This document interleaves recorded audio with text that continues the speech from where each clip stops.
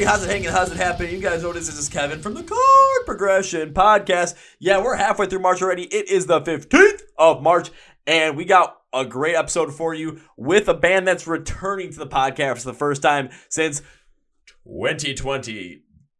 Oh boy, what a year that was. Freaking pandemic and everything. Before we get started though, I want to thank our sponsors first, Phoenix Fitness. Yes, you know me. I go to gym. I lift, I run lots, I get big like Arnold, yeah, okay, me got sweatshirt on now, me no look so buff. That's not good. However, you know, when I go to the gym, like, I'm always going nuts in there, but I gotta be able to make sure that, you know, I recover right, prepare right, all that stuff to make sure I achieve the fitness goals that I want. And one of the ways that I do that is with Phoenix Fitness. Okay, this promo is sounding way too just like generic and whatnot, but I don't know where else to go with this. I kind of lost out on all the, New Year's resolution stuff. I mean, we're halfway through March. Why would I keep going on this? Something like that stuff. So basically, when it comes to Phoenix Fitness, they have all these different supplements to help you out, achieve your fitness goals, you know, preparation with the different multivitamins throughout your day so that you get, you know, the proper nutrients you need, proper, you know, vitamins you need to maximize, you know, whatever you're going to be doing for your fitness goals. Different pre-workouts, both stim and stim-free stuff. I always use the stim-free stuff because, you know, I'm crazy enough as this. I've got so much energy on this stuff. I don't need the, you know, extra stimulants, caffeine, all that stuff. Then they have different stuff for your recovery, like your B-cell recovery compounds to help you absorb any nutrients you take in your body following your workout to help your muscles grow. Creatine to help you build muscle. Protein to help you build muscle, both AM, PM, and after workout. They have all stuff like collagen protein, vegan, you know, plant-based protein, all that good kind of stuff. Anything you need to help achieve your fitness goals, that's where Phoenix Fitness comes in. So our listeners get 15% off using the code MSOTD at checkout at fnxfit.com, link description of the podcast for you for that. Also want to thank our sponsor, Custom Debuts, as well. So I love having crazy stuff around, you know, this place, you know, all the posters and whatnot. But you know how cool it'd be to have like a custom poster of, let's say, The Silver Screen by Iceland Kills, one of my favorite albums? Well, by going to Custom Debuts, I can do something like that. So all I have to do is give them an artist, whatever artist I want, then an album by that artist or a song by that artist, whatever one I want, and they'll make a custom poster for me based off of that information. So if it's like an album, they can take like the album artwork and put the tracks on there in some really kind of wacky, cool custom way. Song, it can be like the lyrics of the song in some kind of cool way, whatever it might be. And once I'm satisfied with what they have sent me and all the edits that I've suggested have been made and I like what I see, I can order it from there using either having it printed on like normal poster paper. What am I saying? Poster paper. There goes my mess up for the day. Nope, not there yet. Canvas print. And then the one I was going to say, an aluminum freaking poster. How cool would an aluminum poster look in the garage, in your rec room, in your basement, in your office, in your bedroom? You can be the cool dorm room, whatever it is. You can be the coolest cat out there. Yeah, I'm kind of messing up this promo. So enough with that. Our listeners get 10% off using the code CPP10 at checkout at customuse.com, link description below. So now to our feature presentation. Back in 2020, I had this band called Amir Hollow on the podcast. It was incredibly fun being able to talk to them. We had a demo for this song called Only Hell that they showed me that we talked about. And their producer, Gus, came in for one of the craziest 20 minutes I've ever seen of a podcast ever. It was still so much fun. So today, Chris from Amir Hollow is back on the Chord Progression Podcast. Their brand new EP is coming out in spring of 2022. Their single, Only Hell, we talked about the demo last time. Now it's the full single, is out as the Making This Podcast, so go check it out. We also talk about what the band has been up to, their writing style, why it's best to just kind of do your own thing and not kind of just fall victim to, like, you know, timelines and whatnot. And then we just get creative as well, talk about promotion ideas. We just get real creative and goofy on this podcast towards the end. It's a lot of fun to listen to. So I got to ask you this. Are you ready, brother? Let's go. Yeah, brother. Well, ladies and gentlemen, boys and girls, listeners of the Chord Progression Podcast, you know that I love to bring back so many of the bands I've had on the podcast over the past three and a half years at this point to talk to them, get to know about what they're doing, what they're up to. They've got new music coming out. Hell yeah, I want to talk to them about it because that's what's awesome about this. I had this band back on the podcast back in 2020, back when we were in the middle of the whole entire pandemic, and it was a podcast where I still reference like one period of time within 20 minutes because it was the wildest 20 minutes of all time. Not going to lie. So we have one of the members back here on the podcast today. They have a brand new EP coming out in spring of 2022 with the new single, Only Hell. out as of February 25th. So by the time this podcast comes out, you can go and stream it, listen to it, download it, buy it right now. So please welcome Chris from the band Amir Hollow back to the Chord Progression Podcast. So Chris, what's up, bud? How's it welcome going? back. It is going just fine on my end. How's everything on your end today? It's good. California, it's hot, it's cold, it's hot, it's cold. Musically, things are starting to, open up, and, there's action going on again, and shows and all that good stuff. So it kind of feels like we've been like hibernating for forever, and now it's like real life again, and we get to do fun things and not stay in our PJs all day and stay at home.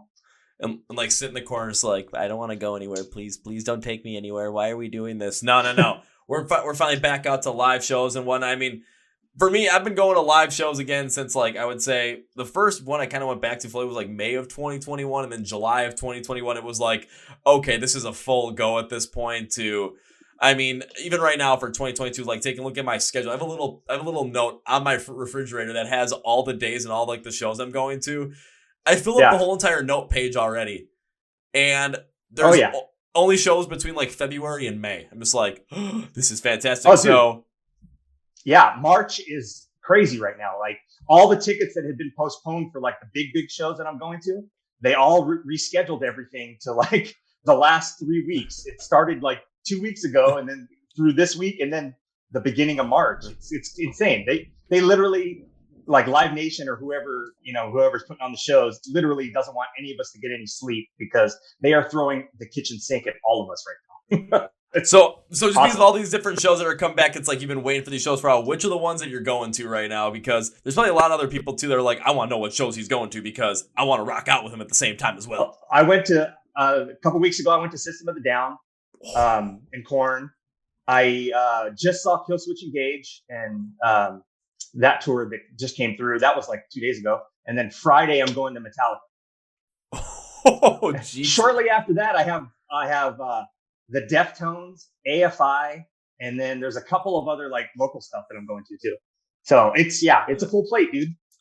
Dude, I feel you on that one, because for me, it's just like, all right, I had some time off, not really doing much. 2 days before we shot this, I saw Volbeat and Ghost. So I was like, oh, okay, hell yeah. That kind of got a kickstart. Then I've seen a couple of smaller bands I've had in the podcast before. Then it's going to be the Killswitch show with August Burns Red and Like the Torch. Then I saw Under Oath was going to be in Chicago. I'm like, there was Spirit Box. That's fine. All of a sudden, I saw that Bad Omens got added to the list. I'm just like, yep, they're getting my money off of that. Two straight nights for the From Ashes to New concert. One for Fit for a King because the band Avoid's opening for them, and I have to see Avoid play live. One of my friends wants to go with her to see Dragon Force. I'm like, well, I kind of don't want to say no to that. I think Drowning Pool is also in there as well. Then Beartooth. I'm just like, okay, do I ever get a break? Then nope, it's Trinity of Terror twice, and then Polaris, like Moss to Flames. I get to go see Rise Against again. It's like I'm never gonna sleep between now and summer. But you know what? Right. Whatever. We missed out on all of that in 2020. I'm not taking it for granted now, and neither are you. I know, right? It's funny because we got teased when like everything was starting to like happen again and tours were happening, and I got a couple of shows in, and then all of a sudden it was cut off again. I was like, damn it. That was not a good thing too, because I mean, especially you're out in California as well, so the stuff that you had to deal with the different restrictions that they had in California is a lot different than what I had to deal with up here in Wisconsin. So, because you said you had some shows you went to, and all of a sudden it was like they got pulled back again.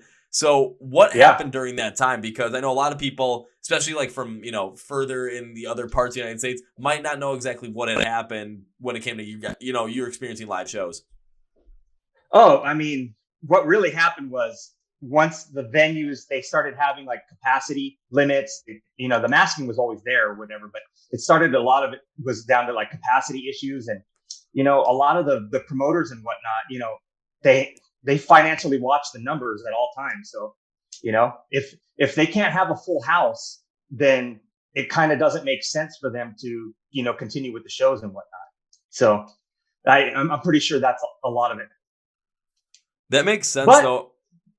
But it sucks because, like you could go, 50, 75 miles outside of Los Angeles and there was other shows going on and stuff like that. But, they were pretty good about, the shows that I wanted to see. Like the promoters were really good about, making sure that the best experience was had at the shows. And I think that had a lot to do with it, where, the bands and the promoters and everyone, and plus the bands want to protect their crew, man. Like, you know, it's no fun when you have to like go to a show or play a show and not be able to do like meet and greets or something like that. Or, a lot of singers and stuff like that caught COVID and whatnot. And I know a lot of guys that, have like still have lung issues from catching it. And so, that's their livelihood. They got to, make sure that they're okay.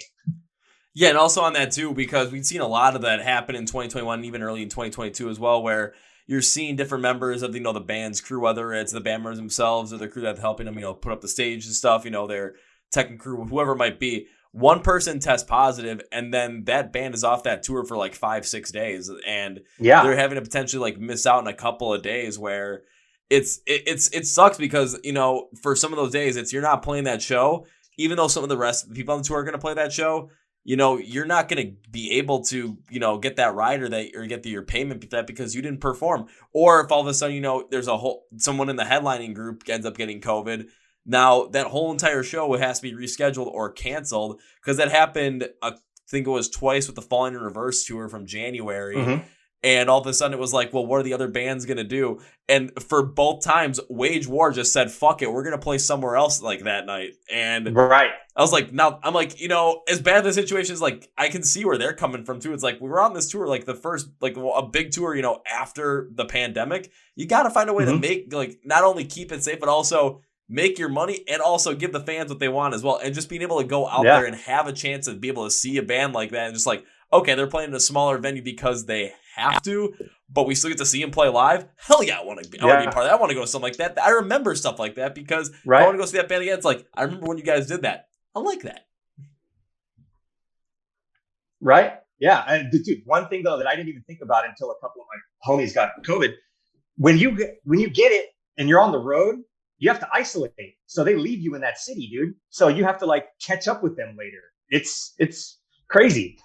So, I mean, and for a major band, that's something that like they can handle, right? Because they're, they've got, the infrastructure to like have someone help them catch up or whatever. But if you're a band in a van, or you're on a smaller tour, or your dates are in cities where you can't afford to have those gaps, you can't do it if your singer or your guitar player is like in a hotel room in fucking Lubbock, Texas, and you're trying to get to, Illinois or something. It's just crazy.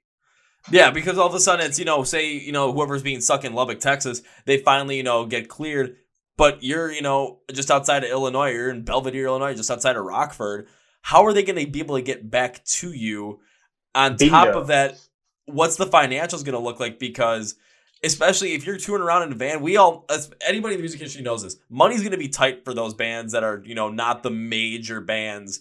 You headlining these shows. Money's going to be tight, and everything has to, there is room for error, but everything does have to kind of go according to plan to make sure that you do get to those shows in time. If something like that happens and, your singer or your guitarist is 1,500 miles away from where you are, how the hell are they going to get there?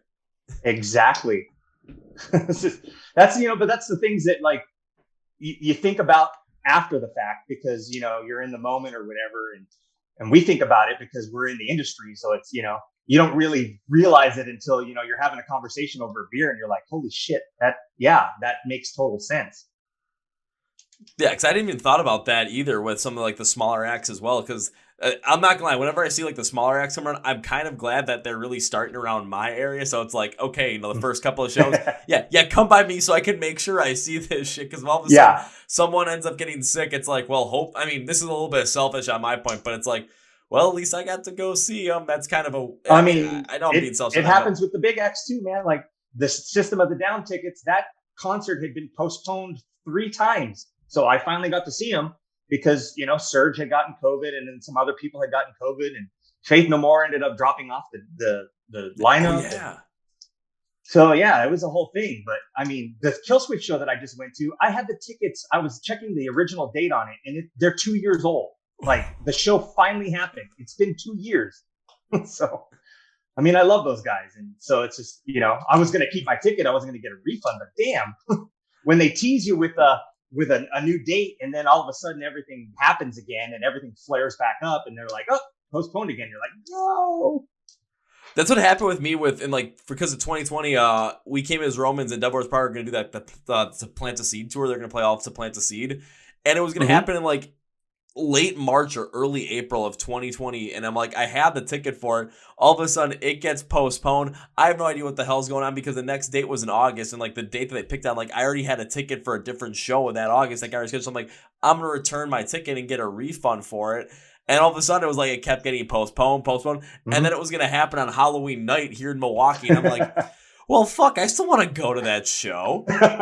So exactly. I was hanging out with my friends, and I just said, all right, guys, I'm out of here. See ya. I left, and I went to the venue. I bought a ticket, and I'm just like, fuck it, I'm going to have a good time here. I was like, might have lost a little bit of money on that for returning the ticket because now it's a little more expensive. But you know what? It's worth it because I want to see these bands live. And I still have tickets from shows that got canceled in 2020, and I'm using them as like bookmarks now as like a weird remembrance thing. So I've got a ticket for like a Hollywood Undead Bad Wolves show that was supposed to happen in 2020. I've got one for a Volbeat show. That's a book. I've got one for Amity Affliction and Sleeping with Sirens, two bands that make no sense to go on tour together, but I still have a ticket stub for that. Nice. Speaking of, that's another show that I forgot to mention that I'm going to go to in 2 weeks, I believe. It's one of the first shows for Papa Roach and Bad Wolves. So Bad Wolves are my boys, so I got to go support.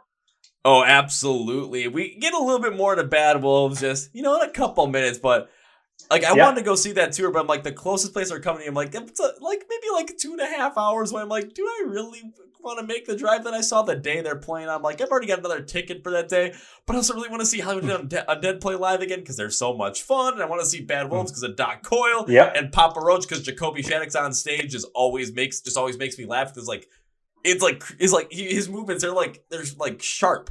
It's like kind of like robotic in a way. So it always kind of makes me laugh. Like fluidly robotic. Fire, dude.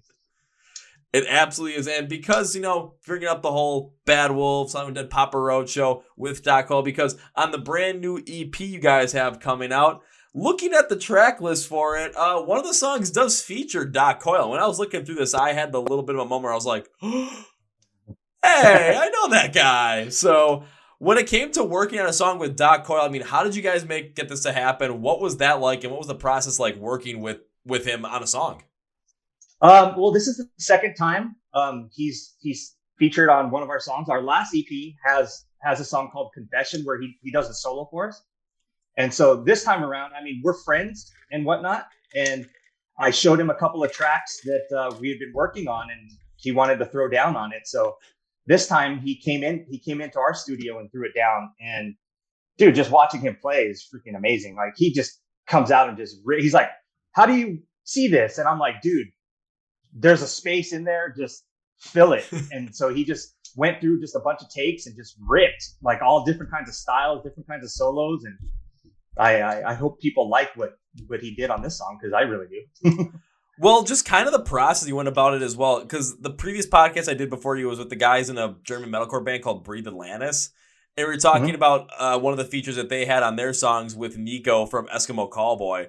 And what they had said about, and it seems like something very similar to what you had done, was you didn't want to bring on like a feature as just like it's a name kind of thing, and it's interesting. But it's like to bring someone on that's going to fully contribute to the song, and you're going to let them really take flight in what they can do. So with this one, it's like, oh, we have this open space here. It's like Doc Cole's list of song. It's like, okay, what do you guys want here? It's like, well, what do you think is going to be natural here? What are you feeling? Because it's like you want him to be a part of the song. You want him to be invested in it, and you want to be invested with him as well. So you're going to end up making something where it's everyone's creating and contributing to the song, and not just using it as a feature of like, hey, it's here. How about that? Yeah, I mean, I have a couple of features on the record and they're my friends, dude. I do this because I like making music because I don't know how else I would be able to express myself. But at the same time, it's so much more fun when like you and your friends speak the same musical language. So like I would never put them in a situation to where, I would make it weird or businesslike or whatnot. It's more of like, hey, if you're down, I'm down. Let's try to see if like it, works out. And if it does, cool, we'll use it. If not, like, I always like asking like, hey, dude, are you, you're cool with this? Because, obviously he's, got a name and notoriety and whatnot, but that's not why I do it. I just do it because it's fun. And luckily for me, he appreciates what I do. He likes the music that we make, and he's just down to collab just because it's like it's fun. And when you get to have the relation, I'll say when you get to have the relationship with other musicians as well, where it's a collaboration something, where it's not business, where it's just you're doing it for the love of music.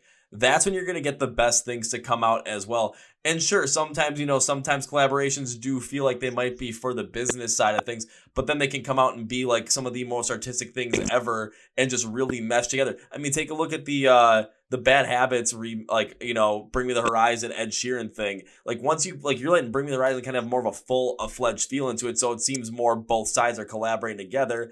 At times, it could seem like a business move because of just Ed Sheeran's popularity, Bring Me the Horizon's popularity, mixing the two together. Now you're blending fans from a pop side with the fans of like people that still love Count Your Blessings. And you never know how that's going to end up mixing out. Because I'm listening to the song, I'm like, oh, I'm not sure if I'm really liking this at all. It's just not my style. Wait till the end, all of a sudden, I'm like, okay, now they're making a pop song, and here comes Ollie with the screams. Oh, fucking right. They didn't just do this as like we're going to put this in here. No. Like, they knew what the fuck they were doing. Right. And they're friends. I mean, Ed Sheeran's a huge metalhead, dude.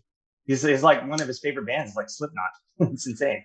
Yeah, so it's like when you're working with your friends and when you're working with people that have that like-minded style of just doing it for the love of music, what's going to end up happening is you're going to create something that takes influences from everybody's side. You're going to have different perspectives on song. You have different ideas of how to create the song, what to put into this certain section.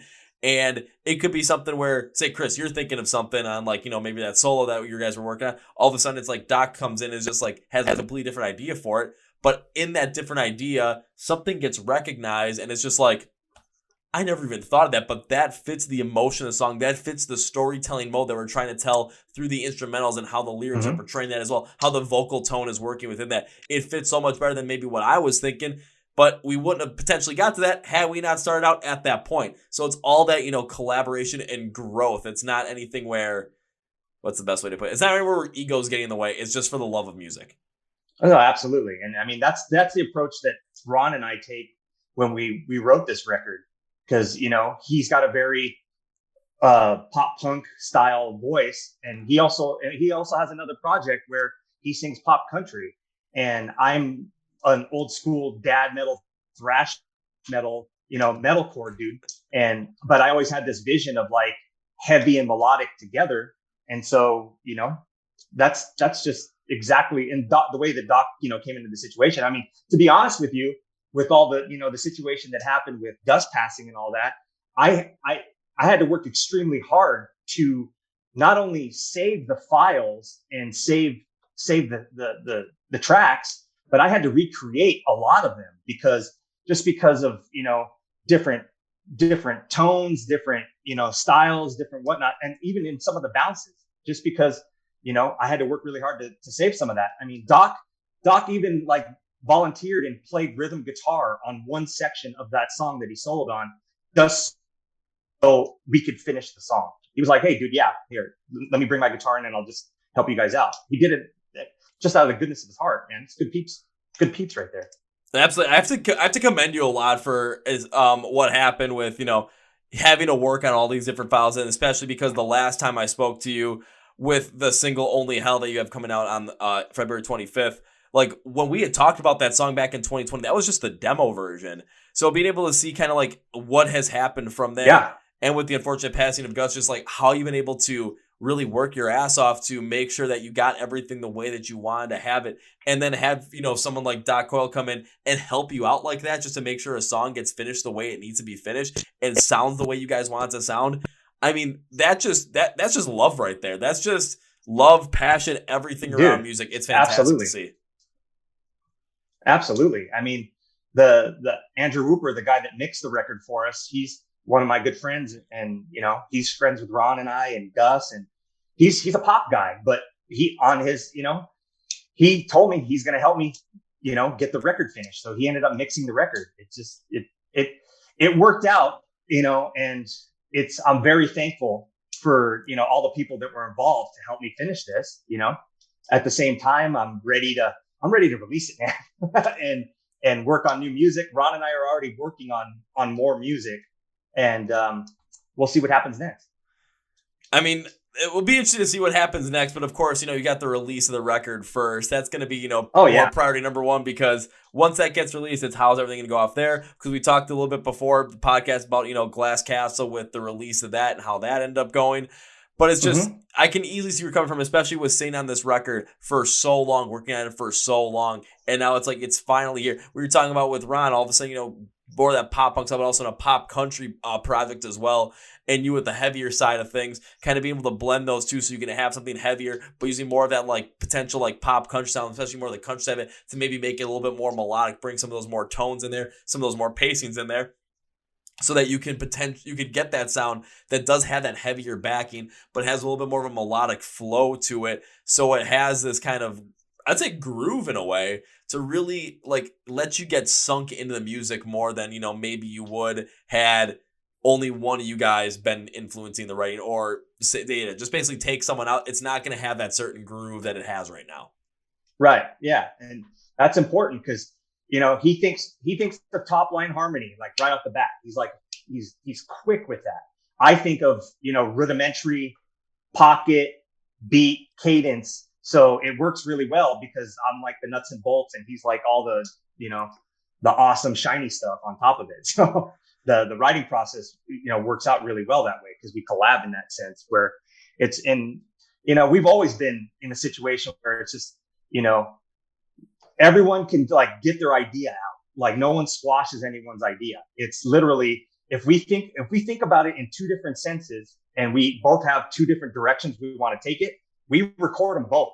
We try them both out and then we A/B them and it's whatever's best for the song, And our goal as a band, is the melodic, heavy, kind of octane-ish radio rock stuff, in some ways. In other ways, it's, completely out there. I mean, every song, that's one thing that, I've been asked a few questions about, the song content of the EP. And they're like, well, each one of these songs is different. And I'm like, that's exactly the way that I saw it before we even, wanted to, because we have some other ideas that we kind of put on the back burner that were more like riff guitar based, kind of similar in a similar mode to say, All Mine or Only Hell, just, straightforward, heavy riff based. And we kind of like avoided that just because we wanted every song to stand out on their own for good or bad. We literally, we're not tied down to a label or anything. So we were just like, dude, we have the chance to make the record the way that we want. And, let's just make it and move on. And some stuff can get traction, some might, but, at least we're proud of the effort that we put in to make the record, Yeah, and you're seeing a lot of bands start to do a lot more of that as well, where they're starting to go independent. They're starting to focus in on more of like doing stuff themselves and not being tied down to a certain label so that they have full control over everything that they do. One of the bands that recently had the podcast start the year off was Nonpoint. They're a great example of that because all of a sudden it's like, yeah, they got tired of all the record label stuff. Because I talked to Elias about it, and he went off for like 15 minutes about the whole entire thing. I just shut the fuck up during that because I'm like, I am so interested in this. I do not want to ruin your train of thought, sir. But just seeing some other bands do it, and then I even at like bands on a label, like the bands that these labels let just have creative freedom to do whatever the hell they feel like and put whatever the hell they feel like. I'm gonna jump back to Bring Me the Horizon again. I mean, take a look at everything they've released. Everything pretty much has been completely different from honestly, everything. You get deathcore, you get metalcore, all of a sudden you get more of that arena rock stuff. Then they go more of like a pop style. Then they end up going with the post-human stuff that's just all over the fucking place. It's like when you let bands just do what they want to do and have that creative control, let them do it, and then you market to that. You don't try and have the band fit into your marketing plan. You have to fit your marketing plan into what the band is doing, what the art is doing, because otherwise you're going to force the art to fit into something. It's not going to come out as crisp as out because it's not coming out as genuine or as inspired because you're basically restraining the artist at that point. Right. And their whole mantra, the way that they I see what you did there. Their whole mantra is literally like some of their ideals are some of the things that I follow as far as like songwriting and whatnot. They just write it. They write it. And then the one thing I got to see them at a small concert that they did for K-Rock here. Was that the one at the Whiskey? I went to that one too, but I went to Okay. the one at the K Rock Studios, and they had a Q&A, and I asked Ollie that question, and he literally said that they just write, and he said he's like the one thing that we do that I wouldn't recommend is we literally write songs with the feature in mind, and they haven't said no yet, so it works. And I was like, dude, you guys are bringing me the horizon. No one's gonna say no to you. You guys make awesome shit. But the way that they control their output and the way that they think about it in terms of let's just write the damn song. I don't want to fit it in. I mean, they're like a chameleon, dude. Like every record has a different like vibe. Every record has a different style, and I respect the hell out of that because songwriting, dude. Once you get to a certain level in songwriting, that like you can just like copy and paste, so to speak, and just pump them out. But the fact that they're like searching for different sounds and like different vibes, like I really took that to heart. And even before they even said that, because that's what I wanted to do with this record. Like I didn't think about riffs. I didn't think about like the songs in a particular, like I want to keep them all in this genre. It was more about I want each song to stand on their own, have their own vibe. And if I can accomplish that, like I'll feel good. Absolutely, and using Bring Me the Horizon as like inspiration for that is perfect. And I love the fact that Ali said that with we're ready with the feature in mind. Before they even had a chance to say no yet. And you are right. If anyone asks, if Bring Me the Horizon is gonna come and ask you to like do a feature on one of their songs, who the hell is gonna say no? I'll just go to the Post-Human Survival Horror EP because they had 4 features on there from all different walks of life. It was Youngblood, the Nova Twins, Amy Lee from Evanescence, and Baby Metal. And I'm listening, I'm like,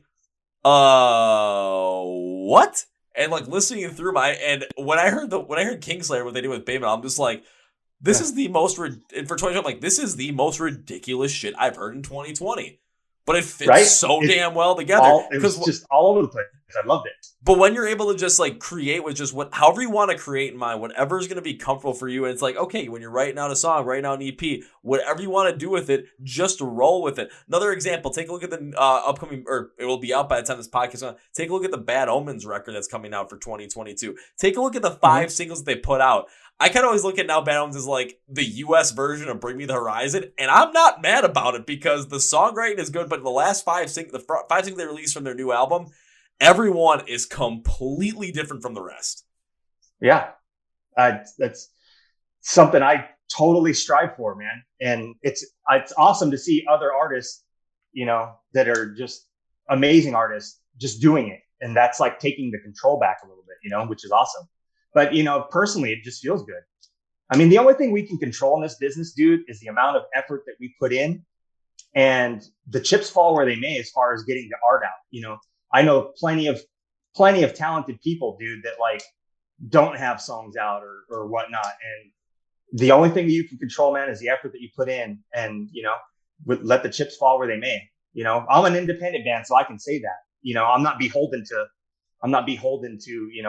a label or a bank, because I don't have any high interest loans on my music. So it takes longer to come. It takes longer to come out, but at the same time, you have the freedom to do it the way that you want to do it, for good or bad, for better or worse. Yeah, I mean, you're taking you got to take both sides of the coin with that. The risks and reward on that. Like the risk if you're going to be independent is it's all on you, but then the reward is the fact that you can do whatever the hell you feel like with it, and you can have all the say in everything that comes to it, from the making of it to the mixing of it, the marketing of it, the release, everything. When it comes to being on a label, though, you do get a lot of that financial backing, but then you do assume the risks of, the label heads having more influence in your music. Also, another thing I want to point out too is, for other bands there, it's like, if you find a sound that you just like, you just want to stick with that sound, if that's a decision you want to make, fuck yeah, go for it. Take a look at a band like Breaking Benjamin, who I absolutely love Breaking Benjamin, and a lot of their songs have a very similar flow and style to them, but if they found something that works, they found something that a lot of people really dig, they found something that they really dig, just let it roll, because if that's what you like to do, that's what you like to do. But for, bringing up Bring Me the Rise once again, and with Amir Hollow as well, if you guys just want to do whatever the hell you feel like doing, fine. That's what you feel like doing. You're the artist. You're the one creating this stuff. I'd rather have you do what you want to do instead of trying to stick to a formula or hack an algorithm or something just to, we're trying to gain popularity. No, I'd rather see you make it with that authenticity. I know at times it's even hard to make it with that authenticity, but if you make it with that authenticity, then honestly, if you do it, there's a certain like happiness and like reward feeling, because you're still you at the core, and now you did it. Right. Yeah. And like I said, man, that's the only thing you can control is like your effort and your, passion to get it done, you know? So if no one likes to be told what to do. So why, if you don't have to, don't abide by it. It's like a kid or a teenager. Like, you tell them not to do something. What's the first thing they're going to think about doing? They're going to be thinking about doing that exact same thing. Hell, like 14 years old, if you told me we're musicians and writers, dude. We're in the music industry. We're all freaking man children. So no one wants to be told what to do. We all just want to express. And, I'm fortunate enough at the moment to be able to express the way that I want to do it. That's plain and simple. It'd be different if I was in another situation, but it's too much fun to try to do it any other way. So I'm just glad that it somewhat works. Yeah, but I'll say, take a look at this. You found a situation that you want to be in. You found a situation that you like. You found a situation where when it comes to life, like, this is where you want to be. This is what you want to do. And when it comes down to it, I mean, I take a look at where I'm at right now. It's like with the podcast and whatnot, this is my favorite thing to do in the world. I can be having a horrible day. I can be having a horrible, horrible couple days, whatever it might be. Yeah. And that's kind of what's been going on. The days we've been recording this, like, I've not had a couple of good days, but all of a sudden doing this shit, I'm just like, this is so damn fun. I want to keep doing this crap because this is what I like. And when it comes down to success, between the two of us, are we making the most money doing this stuff right now? No, we're not the top tier of that. We're not making the most amount of money. You're not making Bring Me the Horizon money. I'm not making Joe Rogan money. However, are we successful because we're happy as shit? I'm going to say yeah, because success is relative to happiness, because what you find as happiness and why I find as happiness aren't the exact same thing. But if you find happiness and I find happiness, who's to say we're not successful in life? We only get one shot at this, so come on. Exactly. And it's keeping on that, to kind of cap on it. It's also, rewarding when you find people that you can work with that are on the same mind flow. Like Ron's awesome to work with. This writing situation is like the first writing situation that I've ever been in as far as, lyrics, harmonies, top line, where, the contributions, it doesn't matter. We just do it. Like, I hadn't been involved writing, full on lyrics and harmonies to the extent that I am now before.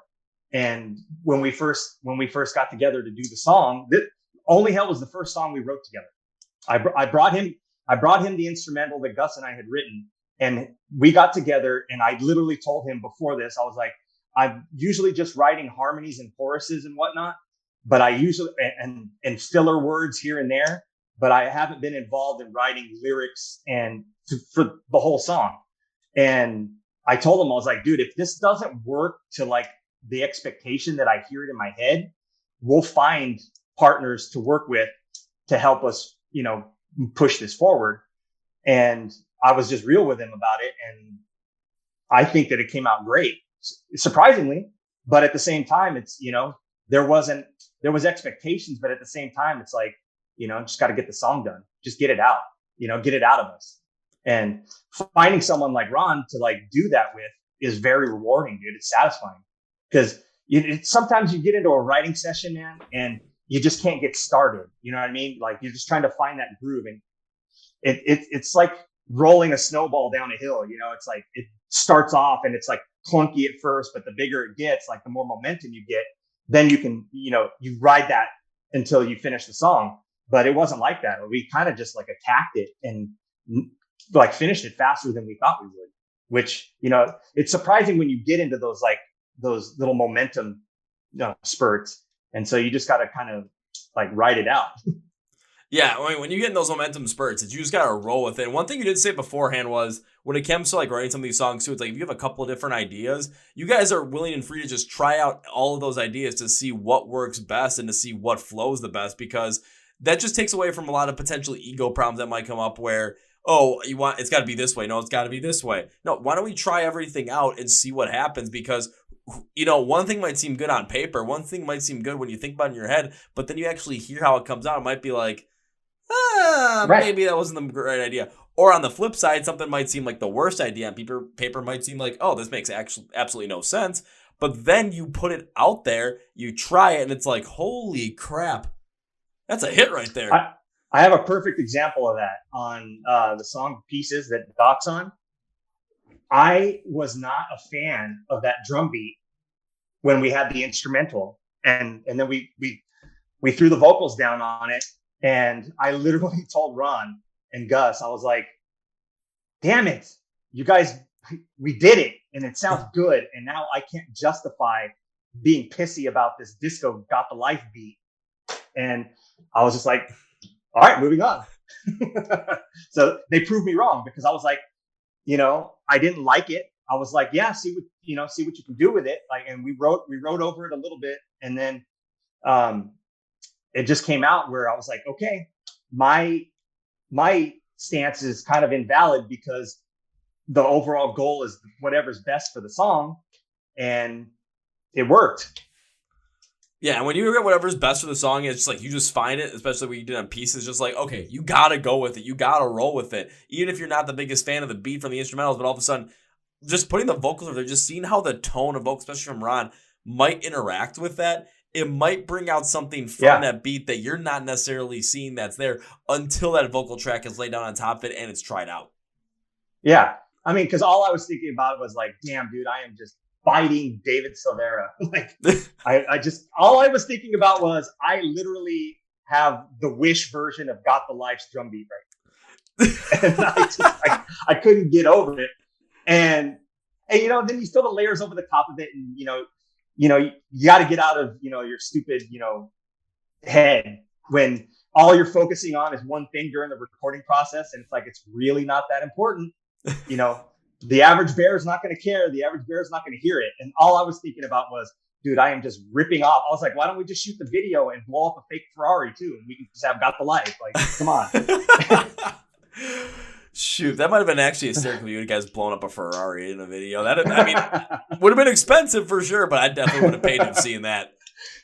But you know what I mean, man. It's just like, sometimes when you're in the thick of it and you're editing and you're just thinking about it, you're writing, you're just like focused on one thing. You're hyper focused on one thing, and then sometimes it's you take a step back, and it's really then you finally see that, like, in the grand scheme of things, it's not really that important. Well, even it's just human nature as well, too, because when we're working on things, especially when it's a creative process as well, and anything that might be that we're very intently working on, there's going to be pieces in there where all of a sudden we're going to be so focused in on things that we think we could have done better, things that we're going to be focused on the negative side of things instead of the positive side of things. And when we're focused on the negative side of things, it can block everything out from the positive side of things. So with you working on that drum beat and just not liking that pattern and what you put forward together because, see if they got off of wish.com, like you said. Yeah. It's you're focusing in that, but then someone who might, not be as focused in on that, like if you gave the song to me and all of a sudden it's like, okay, take a listen to the instrumental, see what you think. I might think it actually works really well with it just because I'm not so focused in intently on that. Or all of a sudden you put the vocals over it and everything mixes together. It's, you got to give things time to just develop and let them roll and just see what happens. If you put the vocals over it with Ron and all of a sudden it came out, really focused in on that pattern, then it'd been like, okay, now we got to pull this back and potentially, rework this because now that pattern comes out even more so and it just doesn't sit right. But this time it was completely different. That pattern came out and sat a lot better once Ron put the vocal track over it. And then it just kind of flowed. He just kind of let it roll. And now all of a sudden, listening to it, I never would have thought that after listening to Pieces. Never would have in a million years. Oh, nah, I gave you the idea to think of it. Now you're going to think of it like me, where all you hear is like, oh, yeah. Yeah, it's like the glass has been shattered in front of me. The illusion is broken. Well, listen, that's not going to be like, but I mean, I know exactly that's the same thing. Like, it goes back to like what we were talking about with like the writing process. It's like, everyone's an artist, dude. Everyone has ideas. Just record both ideas. If you have the time, which, we have the time and we have the time, record both ideas and A/B them. Bottom line is it's whatever's best for the song. But, a lot of writers, dude, well, it depends, because writing in a group situation is difficult compared to like writing like solo stuff. Not everyone can be like Dave Mustaine, dude, and be like the general of the band. You know what I mean? Yeah. So it just depends on the band situation, really. Oh, absolutely. Because I mean, even using a couple other examples as well. Look at Ghost with Tobias Forge. It's like he says like he's basically like a dictator when it comes to songwriting, but it's because he gets so into it where it's like you just got to let that vision roll. Another good example is Spencer Charnas from Ice Nine Kills, just because, especially with the last 2 records from them being all based on horror movies, and with how so ingrained his brain is into that horror culture, horror style, everything around it, because of how intensely, enamored he is with that whole entire, genre of movies, with that whole entire, everything around there. You gotta let someone like that just roll and just go, and you just gotta kind of follow along with it. However, on the flip side of that, right in a group setting, you're going to be bringing a lot of different influences to the table, so you're going to have a lot of different discussions. You're going to have to make a lot of different, compromises. But the best way to make that compromise is to try both ideas fully and see what works and pick them out from there. Because then you don't live with the regret of, well, what if this came out and it turned out all right, but what if we would have tried it the other way? No, now you're actually working through that and you're seeing that process happen. And then you're going to come out with something that, whatever you guys come out with is going to come out with as the way that everyone wants it to come out as, when you try everything and you see what's best. Right. And that works for us because, we're DIY a lot of the stuff, and we're not in a freaking Bob Rock recording studio spending, thousands of dollars a day. And, most of our material gets flushed out over a period of time. So, it just whatever works for everybody. I just know that works for us, I mean, look at some of the biggest bands on the planet, freaking Metallica. They, it's Lars and James, dude. I mean, Kirk writes the solos, but it's Lars and James. They have set things, and it's just whatever works for everyone else. Like, I have always been open, like super open to, other people bringing their ideas in and whatnot. But I'm also at the same time, like, I have a vision for the group, and I had like a vision for these songs. So I had them in my mind, they were in a particular way. So sometimes I just have to take a step back and just like realize that, like, in order for us to get to the finish line, there's going to be like, turns to get there. It's not just a straight shot. It's just whatever it takes to get to the finish line, man, get the songs done, whatever's best for the song.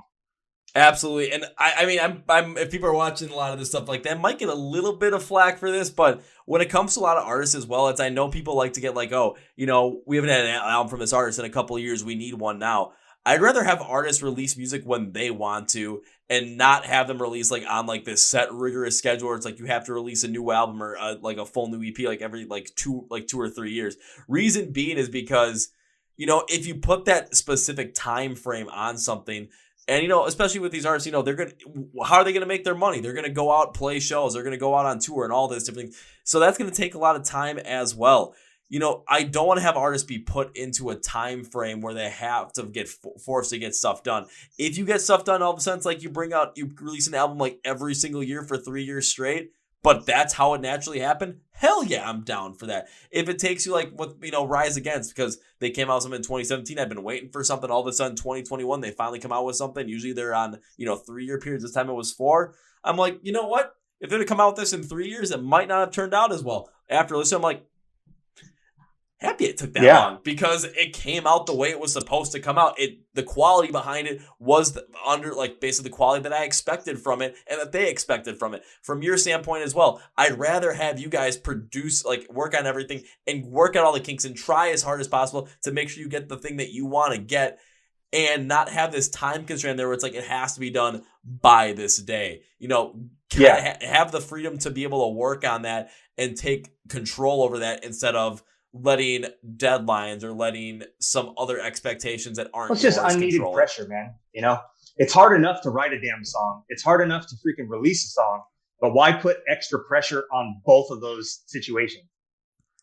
Exactly, because there's some bands, I'm not gonna lie, they probably do work well under the pressure. It all depends upon how you want to work within it. That's why I said if bands want to release stuff within a couple, a year of each other, hell yeah, go and do that if that's what you like to do.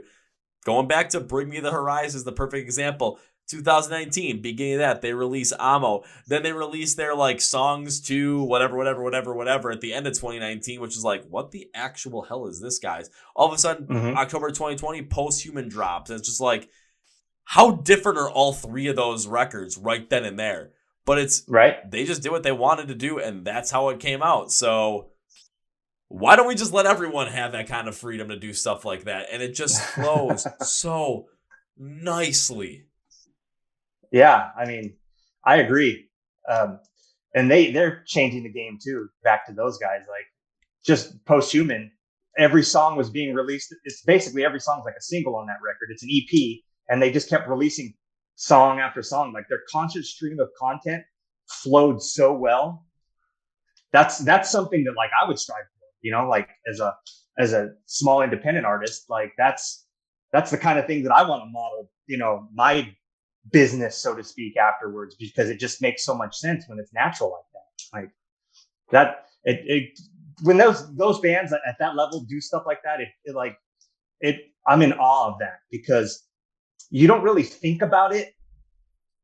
You may notice it subconsciously, but you don't think about it. But their plan just like worked so well and was just laid out. It was perfect. I was like, what was that quote in the movie? It's like, I love it when a good plan comes together, or something like that. I can't remember what movie that was. I love it when a plan comes together. The last line in every episode of the A-Team ever said. Yeah, get a big old cigar. I love it when a plan comes together, and then you So if I could turn Amir Hollow into the A-Team of alternative rock and metal, I would be very happy. I mean, you might be able to, because it just, when you're seeing bigger artists do this, it kind of also, and seeing how successful it's becoming, you're seeing, a lot more independent artists be able to follow something like that. I'm going to use Memphis May Fire as an example right here. They got their new album coming out, I think it's in June, but it's like, they've been releasing singles since the previous June on this, and I've been seeing people complain about it, but I'm thinking, think about it from Memphis May Fire's standpoint. They released their first single, like, back since from their previous album in June of 2021. Then they pretty much released a new single every month. And then all of a sudden in February, they release their seventh single, and they announce the album. It's like, now they're in your mind from when they first dropped Blood and Water to when their new album's going to come out almost a year later. But that constant stream of getting something new, and again, the quality behind those songs, I'm not glad. The quality behind those songs is pretty fucking good. So you keep something like that rolling, and you do it the natural way that you want to do it. Holy crap. I mean, I went from being like, okay, there's some stuff I like about Memphis May Fire, and some stuff I don't really care for. Now I'm like, I'm really looking forward to this brand new album because of what they're doing. And I kept on thinking about this from when the album came out, I've been thinking about it for a whole year at that point. Yeah. I still buy albums. So whenever they do that, it keeps it top of mind. And eventually I just pre-order everything once it finally comes out for pre-order. I pretty much do the same thing too. And when most of my pre-orders now come in the form of like, oh, digital download because you bought the vinyl. Here it is right now. Yeah. Like the morning of the album release. I'm like, oh, thank you. That's all I wanted. Exactly. And then the physical thing comes, I'm just like, oh, yay. Exactly. But I also still put music on my phone because it sounds so much better than streaming. So I'm old in that sense. Oh, Chris, you're preaching the choir on this one. When it comes to music, I won't stream anything on my phone. I still work off of an old ass iPod Touch for three major reasons. One, it keeps my music separate from my phone, so I have more memory on my phone. Plus, if I lose my phone or my iPod, I still have the other one to be able to connect, it's the internet. I'm able to connect something to the internet. Yeah. Two, if I'm driving somewhere and I get to a dead spot with no service, oh darn, Spotify's not working. I have to listen to, the local rock radio station that's we're playing everything that rocks. Here's Imagine Dragons. No, I don't want to do that. And third, when I'm in the gym, I have a specific device I have the internet turned off on, and it's just music. No one's bothering me. That's my time. Yeah. Exactly. Wish they kept still making that stuff though, because I'm running out of space, like badly. Yeah, I know. I'm going to Vegas Friday for Metallica, and I have my playlist and all my music. So when I turn my phone on to airplane mode, I'm ready to go because I won't burn my computer or anything like that. I have to have it. I just have to have it on my phone. It just makes me an old head. I know that, but it just sounds so much better. I just can't get into a lot of stuff when it doesn't sound good. Oh, understandable. I mean, I've gotten into stuff off of streaming. It's like, okay, it's great to be able to discover stuff as well, where it's like, oh, I don't know this band. Okay, I'm going to check out 2-3 songs of their stuff on Spotify. I mean, that's pretty much what happens with every band I find out about now. It's like, okay, tell me to listen to them. I'll listen to the first song on Spotify. Okay, cool. I'll listen to 2 or 3 more because that first song doesn't always represent what the band really is or fully sounds like. And my perfect example of that always forever will be Motionless in White. First time I listened to them, I put out the first song that was up there. Like I saw the banner because this was right before Disguise came out, so it was still all the Graveyard Shift stuff. And I'm like, this guy Chris Motionless looks like he wants to be Marilyn Manson. So I'm not sure how this is gonna go. First song was Voices, and I'm like, that wasn't necessarily what I was expecting, but I'm not sure if I'm fully into it. Let's go to the next one. Let's give it another song a try. Then it was Eternally Yours, and I was fucking hooked. Such a good record, dude. Such a good record. I'm fucking hooked on this. So now every time someone that tells me to check out something like on Spotify, I gotta listen to at least 3 songs so that I can actually understand what's going on. And I'd like to listen with them 3 different albums, so it's like getting a little bit more of a different flavor. But sometimes, they're all from the same album, or sometimes like, oh, they're all from the same EP. Well, let's just see what they put out here and see what happens. Yeah. You're going to run into that when you listen to our EP because every song sounds different. So depending on which one you click on first. Yeah, but I would say that's the greatness of like this kind of an EP because it shows so much range in what you guys are able to do. Because Only Hell does not sound like Glass Castle. Glass Castle doesn't sound like Pieces.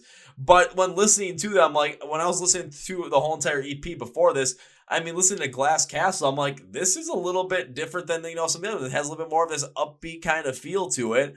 But I really like the way that it rolls. And then what you said, but before we jumped on the podcast, which I completely forgot to bring up until right now, but you said that you released an advanced mix of this, not even the final version of this, and put it out, online for people to listen to, and it just broke 100,000. Yeah. It was a kind of a nod to Gus, and I just needed to get something out, dude. It had been a while, and we were close to getting the record done. And sometimes you just got to release something, man, just to get it out there. You know what I mean? To get the ball rolling. It's because it's not like there's shows going on. We haven't played a show in freaking 2 years, and so now it's just talking about shows with you and stuff like that, and we're also auditioning guitar players and whatnot. So that whole process, it's like we're getting out of writing mode and now we're getting into like, hey, get your ass off the couch and start rehearsing and build the band and get back out there and start playing shows. Because it was really hard. A couple of friends like asked us to play some shows over the next couple of weeks and like the past month, and I told them no when they asked us a few months ago. And because we've always been the band that like we'll say yes just to jump on a show with our bros and like have fun and just rock out. But this time it was, we had to stay in writing mode, and there's so many different, it doesn't seem like we have enough time to do all the things that we want to do as a group. So it's like, I really had to like force myself to focus on, okay, finish getting the record done, because we had the delays and whatnot of all the, tragedy and whatnot. Then it was, okay, now we got to get in show mode. We got to get a guitarist. We got to, get in show mode. And then, it's hard to do it when you're starting. It feels like we're starting from scratch again because no one has played shows for forever and a day. And, we want to bring it when we come back out. So I don't want to do it half-assed. No, because if you do it half-assed, then it's like, well, why even do it? I mean, this is your passion. This is what you want to do with life. This is what you love to do. So you got to go for it 110%. And yes, that is a mathematical impossibility. I do understand that. But it's a phrase, damn it. It's a cliche for a reason. But it makes a lot of sense where it's, you want to play these shows, but you also want to make sure that when you play these shows, you're doing it to the best of your ability. And you're not going to be able to do that to the best of your ability when you're in writing mode or you're doing auditions for a new guitarist. Yeah. Because Ron was our rhythm guitarist, and so I'm losing Ron as a guitarist, and he's the singer now. So now we have to find the replacement. So we're in the process of doing that right now, but it worked out so well because Ron's such an awesome singer. Yeah, and then when you guys are able to, get that rhythm guitar set, then you're going to be in the release of the EP, you're going to be able to go out to play live shows. You're going to be able to back out on stage, having a blast, doing what you love once again in that live setting, just adding on to it, while also working on new ideas for, the next stuff that you guys are going to release as well. But what it'll serve to do was continue to keep you in the mindset and the zeitgeist of culture in terms of, growing in what you're going to be doing with the music. All of a sudden, say all this, the EP releases and Glass Castle, the final version of it, hits once again, or Pieces featuring Coyle hits, or Only a Hell hits, or My Courage, or All Mine, whichever one. One of them might hit, you never know. Or what happens if all of a sudden, you guys put out some small little piece of content on like TikTok or on Instagram Reels, YouTube Shorts, anywhere, and what happens if that one thing hits? Now all of a sudden there's a whole influx coming into the band out of nowhere. I mean, another example I always bring up is the emo band First and Forever, because they put out one of the best Instagram ads of all time in 2021. That's how I found out about the band, because every time their Instagram ad came on, it was the one time for an Instagram ad I actually stopped and would watch the whole thing every time because it was that good. Wow.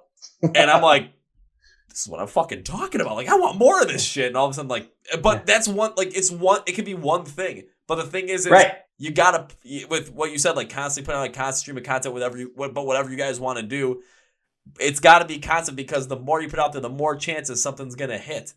But it all depends. And everyone's attention span is this big. Yep. So all of a sudden, everything's got to be in the span of 5 seconds. Where all of a sudden it's just next thing you know, you're gonna put out a song that's gonna be what if we put out a song that's 15 seconds long? Right, like that one group that put out they put out 90 15-second songs because they found out that the way that the algorithm officially collects a listen is 15 seconds. So that's amazing, dude. That's next level thinking right there. That's next level thinking, but I'm as long as the music quality is good, because I know Volbeat on their 2019 record, the first single was 39 seconds long, and I'm like, oh, what are you guys doing out here? Then all of a sudden the next single is a 5-minute song. I'm like, okay, there we go. Yeah. But now it's that album's in my mind already from that 39 second Volbeat Meegs punk rock song. Well, I also work in the commercial and jingle world and all that. So most of those requests, they only want 30 to 45 seconds. So this is my outlet to actually go above a minute. So I don't think I'll be doing that. Okay, now I understand. I like full songs. Now I understand a little bit more. But what happens if you find a way to take a 15-second or a 30-second part of one of your songs that just has something that's really interesting about it, and you find a way to make it into the next, TikTok sensation? Oh yeah, I mean, I'm all about it. Why not? And I'm down to try. I'm anybody that would shut off any kind of opportunity like that, they're just not conducive to change. I mean, exactly. We actually started a band TikTok. We don't use it yet. We haven't used it yet, but that's in the plan for, pushing this next record. It's got to evolve, dude, or else we'd all be stuck in MySpace. Yeah, exactly. Because even with myself as well, my whole new marketing plan for the podcast, I started out with my podcast with Blind Channel. It all revolves around TikTok, YouTube Shorts, Instagram Reels. It's just cutting up more of these podcasts and just delivering more content in bite-sized pieces, and just bringing up some of the more interesting stuff that there is. The first day I released the Blind Channel one, the short I released was, their song Dark Side, when they were talking about when Mike Shinoda from Linkin Park reacted to it. It's okay, get a 30-second clip of that. That's gonna get you interested in it right away. Then the next one I'm posting is one of the rapper in the band. He talks about going to the university or getting a 9-to-5 job and having kids. Now he finds it boring as all hell. I'm I'm putting that out there too for the next one. I got one where I got an artist talking about being playing a show in a tornado. It's why wouldn't I want to put something like that out there? This is freaking awesome. I've done a few of those the weird voiceover things on my personal Instagram channel, kind of pushing the band or whatnot. I haven't done anything from the band's Instagram in that sense. I like to keep it more traditional, but I've done some of those things where it was one of the one of the scenes in Planet of the Apes where he gets really close to his ear and he whispers something in his ear. And it was something about the Amir Hallow single that came out.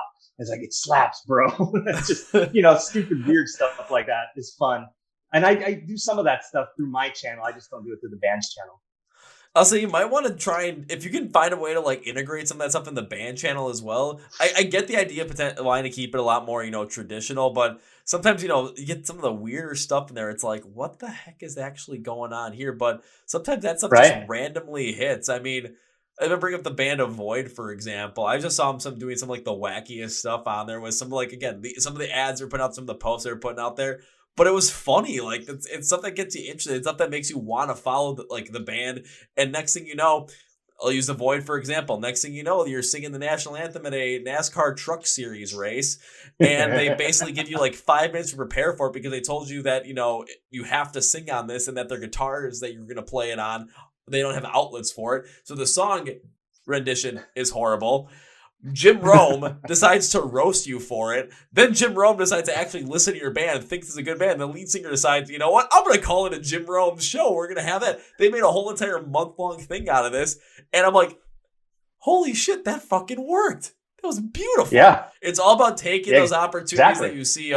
And if honestly, if you can get people to be interested, especially with a laugh or just something that's cool, that's interesting, that's gonna grab their attention with it. And I know it's tough for the attention span to, this big, but if you're able to do something like that, especially on the band's page, and you're already thinking about this as well, you're able to bring more people into that band page and just get them more interested into that band, into your band. And if it's just like a follow on Instagram, a follow on TikTok, whatever it might be, it's a start. It's something that they're open to finding out more about the band.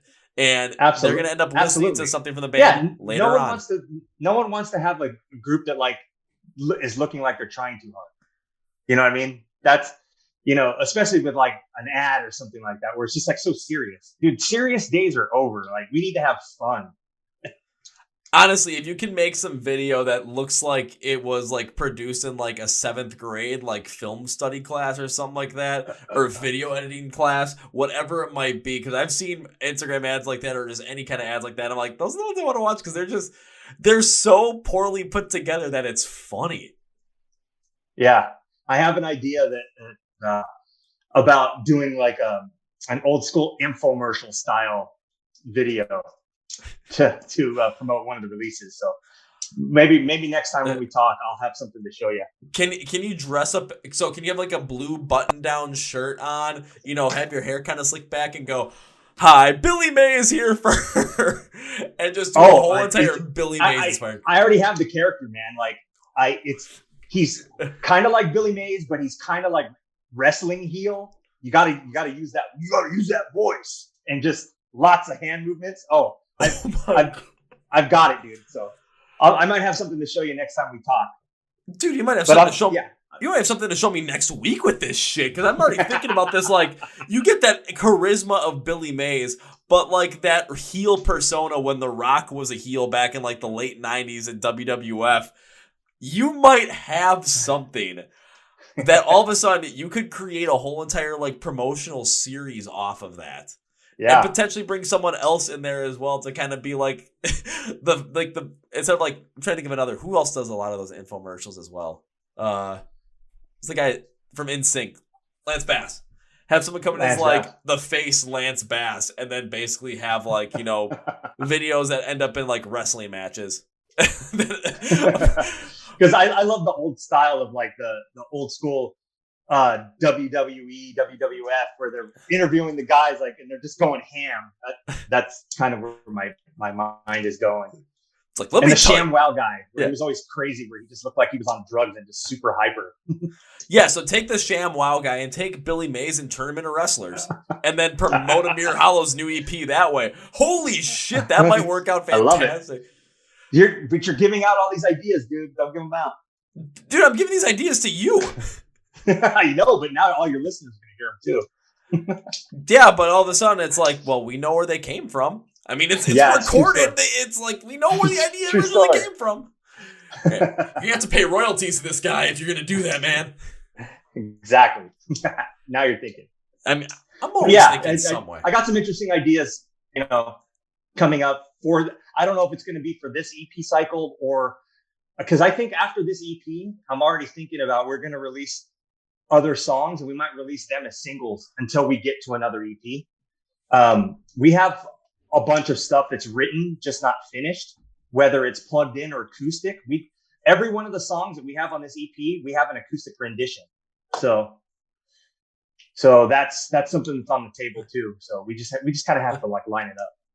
I'll say, 'cause now I'm getting an idea of what you could do. So, like, after the release of this EP, and then go on, and do some, like, live shows and stuff, because I know you guys are going to want to go out and play live, especially when after it releases. You guys might have a couple other songs you're working on. Maybe build up that profile for a little bit, and then you're able to, like, potentially release them as singles, or even, like, end up releasing, like, the softer, like, the acoustic side of stuff for this EP. Say you have... Yep. Okay, I'm going to use it. I got an idea. Say you have 4 singles and then the acoustic EP side.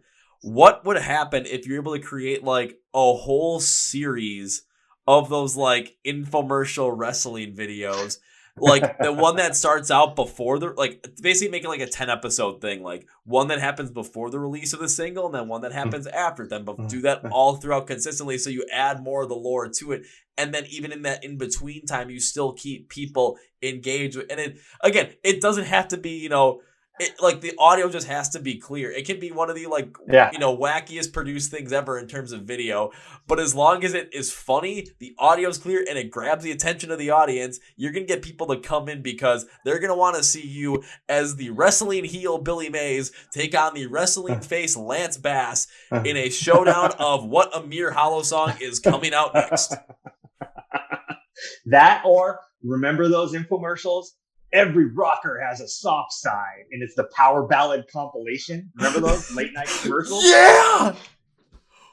Oh my God. If you guys did something like that for like an acoustic EP release, that would be fantastic. Yep. I shouldn't be spilling the beans, but that's something that's on my mind too. Now, first there was That's What I Call Music. Then there was That's What I Call Dad Rock. Then there was Pop Goes Punk. Exactly. But everyone has a soft side. Yeah. I remember the first line of the commercial was, and every rocker has a soft side. And it's like the 10 best power ballads of the 80s and 90s. I'm just like, yes. I'll say if you're using like every rocker has a soft side, you just have to be looking like, like the wrestling heel Billy Mays, and then have your hand hold out and like have a bird just fly out of it. Either that or just like an LED candle. Make sure it's an LED candle that like it's not making like a normal LED candle. Like make it one that like the light changes color, so it's like red flame, blue flame, yellow flame, flame. Just make it. Yeah, I could even just edit that in if we needed to, or make the cartoon version of it. Just animate it. Oh, that would be so good. Clip art, just like, animate that. Or not even that animate, just have clip art of a candle. And just have to follow your hand around. So good. Oh God, I would watch that shit all the time. Just like, wait, what the actual? I'm done. I'm just done at this point. Yeah, that was good, dude. Oh my God. Well, Chris, I mean, I can't wait to see what you guys do with some of these like crazy videos and these crazy ideas to not only continue to promote the band, but promote the EP as well. So for everyone that's listening, again, Only Hell, the new single from Amir Hollow, is coming out on February 25th. So by the time this podcast comes out, you'll be like, wait, February 25th has passed. Yeah, so go listen to it. And then the EP will come out at some point in the spring of 2022. But you're just going to want, follow along with them, make sure that you're not going to miss out on that stuff, because what happens if all of a sudden one of those wrestling heel Billy Mays videos comes out to promote the EP? You're going to want to know about it, so yeah. Exactly. Get on it. Listen to it. Tell me you love me. Tell me you hate it. Doesn't matter. Just listen to it. just listen to it and form your opinion about it, and just talk about it. Talk about it with your friends, no matter what, just because that's going to help. It's going to help. Absolutely. Well, Chris, as we bring this podcast to a close, you know how I like to end this. I like to always give you a chance to say whatever you want to say, plug whatever you want to plug, promote whatever you want to promote. So, Chris, the floor is yours. Just continue to check out AmirHollow.com. Go to any of our social pages. We're on all of them. And check out the music. Give us a shout out. Tell me you like it. Tell me you hate it. It doesn't matter. Just listen to it. I respect everyone's opinion. And I love the fact that they just give us a chance to listen, man. And go to concerts, support live music. Oh, absolutely. Love all that stuff. So we're going to end this podcast with 3 things. First things first, Amir Hollow. Yes, You're going to want to make sure you know when the new EP comes out. You're going to want to listen to the new single, Only Hell, which comes out. It'll be up by the time this podcast releases. You're going to follow along with them on all their socials on their website. You're going to follow along with everything on them because you're not going to want to miss out on this music. Plus, any potential crazy videos that might come out to promote this stuff because, come on, we talk about good stuff. So in the description of the podcast, you're going to see something that says Find Amir Hollow online. Links, labels, descriptions for everything from their socials, YouTube, where you can find them online, where you can buy some merch, where you can listen to the album, stream it, download it, buy it. Everything's going to be down there for you. So you don't have an excuse to miss out on great music and some great videos coming your way at some point in time. And now time for number 2. Now, Chris, remember the last time I had you on? I made a promise that when I would get to see you perform live for the first time, that the first round was on me. Well, I haven't seen you perform live yet because it was 2020 pandemic. We know how that stuff happens. But it's the second time you've been on the podcast. And it was just as much fun as the first. So is it first rounds on me now? No. It is first 2. Oh, buddy. I'll go Hammers with you. We'll go Dutch. We'll do it. Got to get you out to a show. Oh, it'll happen at some point. Again, I never know when. That's always say when I can see you perform live for the first time. It's never an if because if implies it ain't going to happen. And I like when. It implies it's going to happen. We just don't know when yet because, pandemic stuff happened, travel stuff, that all comes at a point. But there will come a point in time where I will get to see you guys perform live and you're going to see me at the bar like, hey. I love it, dude. I love it. Yep. So, Chris, as we bring this podcast to a close, is this goodbye? We know it's not goodbye because are you going to come back on the podcast at some point in the future? The answer is yes. Am I going to see you perform live at some point? The answer is yes. Am I going to pay up on those debts for the first 2 rounds on me? The answer is yes. So, is this goodbye? No. This is. Nope. See you later. See you later. Well, folks, that's my interview with Chris from the band Amir Hollow. Once again, their brand new EP is coming out in the springtime of 2022. Their new single, Only Hell, is available now, so you're going to want to go check that out, along with find them on social media, find them online to be able to stream, download, buy their music, all that kind of stuff, buy some merch, everything. So the links for all their stuff are in the description of the podcast, social media, YouTube, website, streaming services where you can download music, buy music, all that great stuff, because they're going to be coming out with some crazy stuff, some crazy new music coming out for the spring with this EP. And, we talked about all those crazy different ideas for promotion videos. Plus, we're going to potentially even collab on one ourselves. So watch out for that because that's going to be hysterical. Maybe we're going to bring in the love line. And wrestlers, brother. Who the hell knows what we're going to come up with? But this is going to be awesome. You're not going to want to miss out. So you're going to want to follow us up with Amir Hollow. And make sure you subscribe to the Chord Progression Podcast as well by hitting that subscribe button if you're on YouTube. Or if you're listening on any audio streaming platform, Spotify, Apple Podcasts, iHeart Radio, and Amazon. Be sure to hit the subscribe button for that as well. Helps us out. Like the videos, like the podcast, comment, share, all that good stuff. Follow us on social media as well, Facebook, Twitter, Instagram, and TikTok as well. I have to keep saying TikTok now. We are most prominent on Instagram right now. So honestly, if you message me on any of those platforms, you're going to get a message response from me because I'm the only one that works on this stuff. So yeah, enjoy that. On top of that as well, I want to thank our sponsors, Phoenix Fitness and Custom Debuts. Their promo codes and links to their websites are in the description of the podcast as well. Chris, thank you once again for being on the podcast, man. Can't wait to see you perform live and can't wait to see how you guys grow from this EP and can't wait to collab with you in the future. Collab with you in the future. I got to be more pronunciations on this one. Pronunciate. I don't even think that's a word. But on that note, that's going to be it for me, guys. Thank you for watching, listening to the Chord Progression Podcast. My name is Kevin, and you guys know how I end every single one of these episodes, brother, with a big, healthy, and hearty